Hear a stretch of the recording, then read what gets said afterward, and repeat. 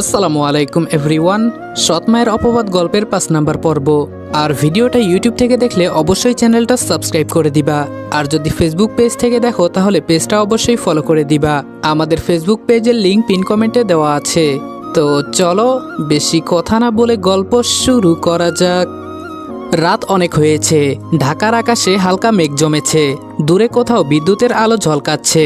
রনি নিজের ছোট রুমে চুপচাপ বসে আছে, টেবিলের ওপর খোলা বই, কিন্তু চোখ বয়ে নেই। মনে বারবার ঘুরছে আজকের ঘটনাগুলো, নীলার কথা, লাইব্রেরির মুহূর্ত, আর রেস্টুরেন্টে রাকিবের চুপচাপ সাহায্য করা। সে আস্তে করে দীর্ঘশ্বাস ফেলল। মানুষ এত ভালো হয় কিভাবে? ঠিক তখন দরজায় টোকা পড়ল। রনি দরজা খুলতেই দেখে রাকিব দাঁড়িয়ে আছে, হাতে 2 কাপ চা। একটা কাপ রনির দিকে এগিয়ে দিতে দিতে রাকিব বলল, এই নে, এত রাত পর্যন্ত জেগে থাকলে চা লাগে। রনি কাপটা হাতে নিয়ে বলল, ধন্যবাদ। রাকিব রুমের ভেতরে ঢুকে বিছানায় বসে বলল, তুই আবার কি ভাবছিস এত? রনি কিছুক্ষণ চুপ থেকে বলল, কিছু না। রাকিব হেসে বলল, তোর কিছু না মানে অবশ্যই অনেক কিছু। রনি এবার নিচের দিকে তাকিয়ে ধীরে বলল, আমি আসলে অভ্যস্ত না এসবের সাথে। রাকিব বলল, কিসের সাথে? রনি আস্তে আস্তে উত্তর দিল, এভাবে কেউ পাশে দাঁড়ায় না সাধারণত। রাকিবের মুখের হাসিটা একটু নরম হয়ে গেল। সে আস্তে করে বলল, সব মানুষ একরকম না রে, কেউ কষ্ট দেয়, আবার কেউ কষ্ট কমাতেও আসে। রাকিব রনি বিভিন্ন কথা বলে আড্ডা দেয় অনেকক্ষণ। পরের দিন সকালে কলেজ ক্যাম্পাসে আজকে অন্যরকম একটা পরিবেশ। সিনিয়রদের গতকালের ঘটনার কথা প্রায় সবার মুখে মুখে। ক্লাসে ঢুকতেই কয়েকজন ফিসফিস করে বলতে লাগলো, ওই যে রনি, ওই কালকে সিনিয়রদের সামনে দাঁড়িয়ে মুখের উপর জবাব দিয়েছিল। রনি এসব শুনেও কোনো প্রতিক্রিয়া দেখালো না, নিজের জায়গায় গিয়ে বসে বই বের করলো। নীলা আস্তে করে এসে তার সামনে দাঁড়ালো। আজকে এত চুপচাপ কেন? রনি তাকিয়ে বলল, আমি তো সবসময় চুপচাপ। নীলা ঠোঁট বাঁকিয়ে বলল, না, আজকে একটু বেশি। ঠিক তখন ওই ক্লাসে ঢুকলো সেই সিনিয়র ছেলেটা। সবাই মুহূর্তে চুপ হয়ে গেল। সে ধীরে ধীরে রনির সামনে এসে দাঁড়ালো। রাকিব ফিসফিস করে বলল, আবার কি শুরু করবে নাকি? কিন্তু সবাইকে অবাক করে দিয়ে ছেলেটা বলল, কালকে একটু বেশি হয়ে গেছে। পুরো ক্লাস স্তব্ধ। সিনিয়র আবার বলল, রাগের মাথায় যা করেছি ঠিক হয়নি। রনি শান্ত গলায় বলল, ঠিক আছে। ছেলেটা কয়েক সেকেন্ড তাকিয়ে থেকে চলে গেল। নীলা অবাক হয়ে বলল, এত সহজে মাফ করে দিল? রনি হালকা হাসল। রাগ ধরে রাখলে মাথা ভারী হয়। রাকিব সাথে সাথে বলল, এই জন্যই বলি তুই মানুষ না, তুই একটা সাধু। সবাই হেসে উঠল। অন্যদিকে ঢাকার সেই অন্ধকার গলি। রাসেলের দলের সাথে বসে আছে পাভেল। সামনে টেবিলে টাকা, সিগারেট আর কয়েকটা মোবাইল। রাসেল টাকা গুনতে গুনতে বলল, দেখেছিস, ঢাকায় টাকা কামাই করতে মাথা লাগে, ভয় না। পাভেল ঠোঁট বাঁকিয়ে বলল, গ্রামে থাকলে এত টাকা কোনোদিন দেখতাম না। রাসেল মুচকি হেসে বলল, তুই আমার সাথে থাক, আরও দেখবি। ঠিক তখন দলের আরেকজন দৌড়ে এসে বলল, ভাই সমস্যা হয়েছে। রাসেল বিরক্ত হয়ে বলল, কি হয়েছে? ছেলেটা হাঁপাতে হাঁপাতে বলল, কাল যে দোকান থেকে টাকা নিয়েছিলেন লোকটা থানায় গেছে। এক মুহূর্তে পরিবেশটা বদলে গেল। রাসেলের চোখ শুরু হয়ে গেল। পুলিশে গেছে? সাহস তো কম না। পাভেল প্রথমবারের মতো একটু অস্বস্তি অনুভব করলো। সে আস্তে করে বলল, এখন কি হবে? রাসেল ঠান্ডা গলায় বলল, যারা কথা শুনে না তাদের চুপ করাতে হয়। এই কথা শুনে পাভেলের বুকের ভেতরটা কেমন যেন কেঁপে উঠল। কিন্তু পরক্ষণেই নিজের মনকে শক্ত করল, কারণ এখানে মাত্র কয়েক ঘন্টায় যত টাকা ও পেয়েছে ততটা বাড়িতে থাকতে ও 1 মাসেও পেত না। বিকেলে কলেজ ছুটি হওয়ার পর নীলা, রাকিব আর রনি একসাথে বের হচ্ছিল। এখন রনি নীলার সাথে টুকটাক কথা বলে। হঠাৎ কলেজ গেটের সামনে একটা ছোট্ট ছেলে ফুল বিক্রি করতে এসে বলল, ভাইয়া, আপু ফুল নেন না একটা? রাকিব সাথে সাথে মজা করে বলল, ভাই জীবন বৃথা, কোনো গার্লফ্রেন্ড নাই, ফুল নিয়ে কাকে দিব? ছোট্ট ছেলেটা রনিকে বলল, নেন না ভাইয়া, সারাদিনে একটা ফুলও বিক্রি হয় নাই। রনি কিছুক্ষণ ছেলেটার দিকে তাকিয়ে থাকলো। হয়তো ছেলেটার মাঝে নিজের প্রতিচ্ছবি দেখতে পেল। তারপর পকেট থেকে টাকা বের করে পুরো ফুলের ঝুড়িটাই কিনে নিল। রাকিব, নীলা অবাক।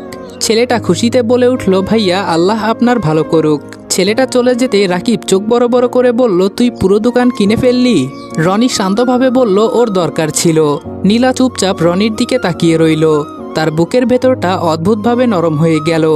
রনি হঠাৎ ফুলগুলো নীলার দিকে বাড়িয়ে দিয়ে বলল, এগুলো তুমি রাখো, আমার রুমে রাখলে শুকিয়ে যাবে। নীলা অবাক হয়ে ফুলগুলো হাতে নিল।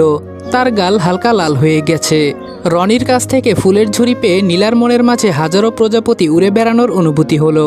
রাকিবের ব্যাপারটাই খারাপ লাগলো, তবে ও কিছু বলল না।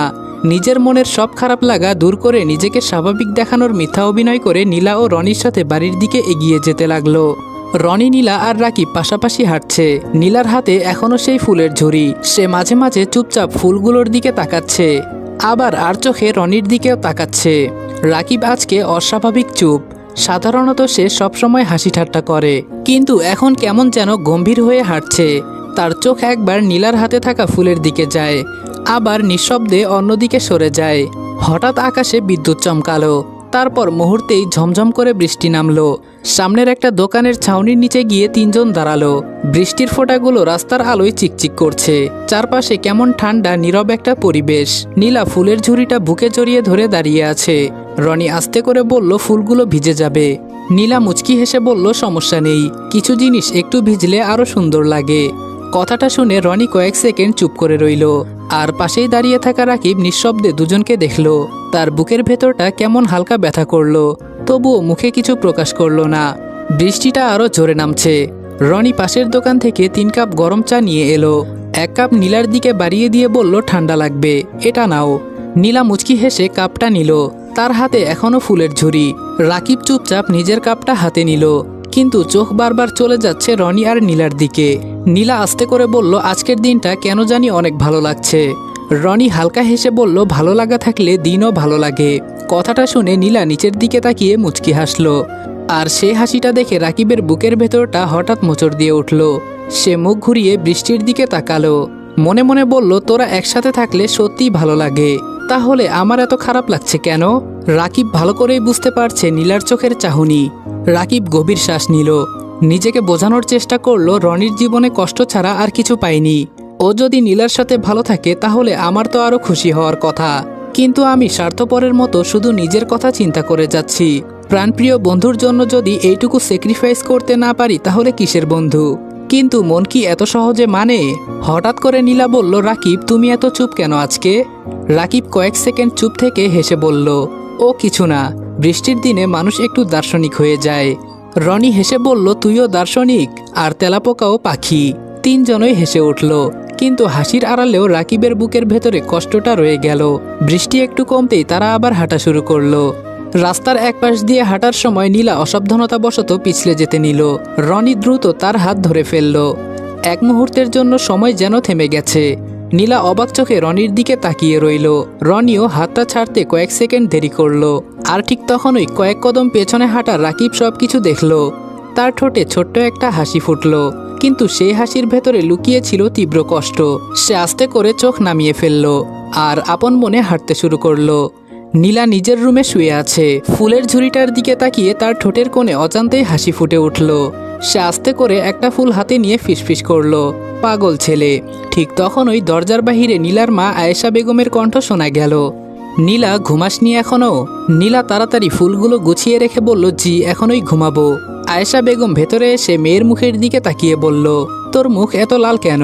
জ্বর আসছে নাকি? নীলা অপ্রস্তুত হয়ে বলল, না তো। আয়েশা বেগম সন্দেহের চোখে তাকালেও আর কিছু বলল না, কিন্তু বের হওয়ার সময় তার চোখ হঠাৎ টেবিলের ওপর রাখা ফুলগুলোর দিকে গেল। সে থেমে গিয়ে জিজ্ঞেস করলো, এই ফুল কোথা থেকে আসলো নীলা? নীলা কয়েক সেকেন্ড থেমে বলল, একটা ছোট্ট ছেলে বিক্রি করছিল, ওর থেকে কিনে নিয়েছি। আয়েশা বেগম কিছুক্ষণ তাকিয়ে থেকে ধীরে দরজা বন্ধ করে চলে গেল। নীলা স্বস্তির নিঃশ্বাস ফেলল। অন্যদিকে রাকিব নিজের রুমে বিছানায় শুয়ে ছাদের দিকে তাকিয়ে আছে। আজকে তার ঘুম আসছে না। বারবার চোখের সামনে ভেসে উঠছে বিকেলে ঘটে যাওয়া সকল ঘটনা।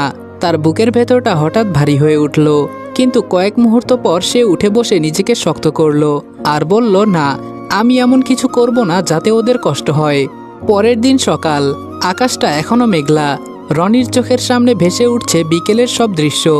নীলার ঠোঁটের মুচকি হাসি, ফুলগুলোকে বুকের সাথে আগলে রাখা, আর সবশেষে রাকিবের অদ্ভুত চুপচাপ হয়ে যাওয়া। হঠাৎ পেছন থেকে রাকিবের কণ্ঠ ভেসে এলো, এই যে কবি সাহেব, সকাল সকাল আকাশ দেখে কি প্রেমের কবিতা লিখছিস? রনি ঘুরে তাকিয়ে হালকা হেসে বলল, তুই ঘুমাসনি? রাকিব চোখ কসলাতে কসলাতে বলল, ঘুম আসছিল না।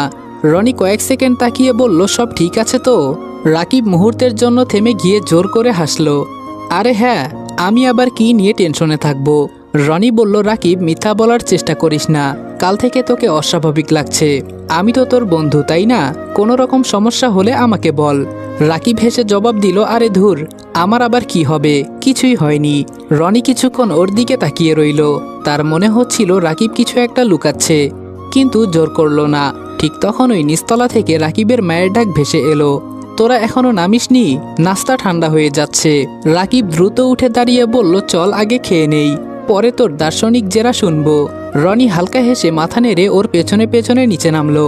ডাইনিং টেবিলে বসে আছে সবাই। রাকিবের মা নাস্তা দিতে দিতে বলল, রনি বাবা, তোর মুখ এত শুকনা লাগছে কেন? ঠিকমতো ঘুমাসনি নাকি? রনি ভদ্রভাবে বলল, জি আন্টি, ঘুম একটু কম হয়েছে। রাকিব সাথে সাথে বলে উঠল, ও রাত জেগে কবিতা লিখে। রনি বিরক্ত হয়ে বলল, চুপ কর তো। সবাই হেসে উঠল, কিন্তু হাসির মাঝেও রাকিবের চোখে একটা চাপা ক্লান্তি স্পষ্ট ছিল। আমেনা বেগম সেটা খেয়াল করলেন। তিনি বললেন, রাকিব, তুই ঠিক আছিস তো? রাকিব চমকে উঠে বলল, ঠিক আছি মা, আমার আবার কি হবে? ওদের খাবার খাওয়ার মধ্যে মাহবুব রহমান এসে খাবার টেবিলে বসতে বসতে বলল, রাকিবের মা, আমি তোমাকে কাল 3 লক্ষ টাকা দিয়েছিলাম রাখার জন্য, ওটা নিয়ে আসো তো।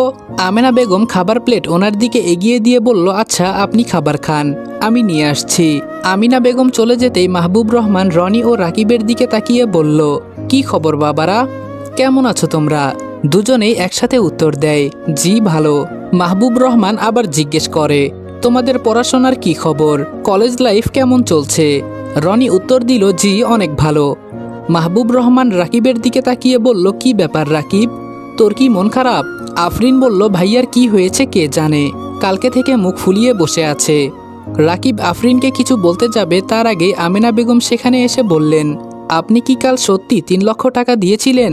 মাহবুব রহমান বলল, হ্যাঁ 3 লক্ষ টাকাই ছিল, আমি তোমাকে মিথ্যা বলতে যাব কেন? আমেনা বেগম টাকাগুলো মাহবুব রহমানের হাতে দিয়ে বলল, তাহলে এখানে 2.5 লাখ টাকা কেন?